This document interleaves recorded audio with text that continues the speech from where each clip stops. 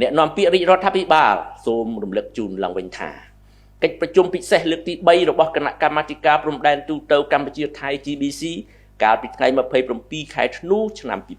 2025សម្រាប់បានសេចក្តីប្រកាសរួមមួយដែលបង្កើតឲ្យមានបទឈប់បាញ់កាលពីវេលាម៉ោង12ថ្ងៃត្រង់នៅថ្ងៃដដែលរហូតមកទល់នឹងបច្ចុប្បន្នហើយបានឯកភាពគ្នាប្រគល់ទូនីតិ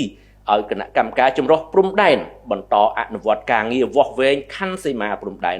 ឲ្យបានឆាប់រហ័សបំផុតស្របតាមកិច្ចព្រមព្រៀងដែលមានស្រាប់រវាងប្រទេសទាំងពីរដើម្បីសម្រេចបានសន្តិភាពយូរអង្វែងនៅតាមបណ្ដោយព្រំដែនយោងស្មារតីនេះរដ្ឋលេខាធិការដ្ឋានកិច្ចការព្រំដែនកាលពីថ្ងៃទី29ខែមករាឆ្នាំ2026បានដាក់កំណត់ទូតសារជាថ្មីទៀតជូនភាគីថៃដើម្បីស្នើចាត់បញ្ជូនក្រុមវាស់វែងចម្រុះ JST នៃភាគីទាំងពីរចុះលើដីជាក់ស្ដែង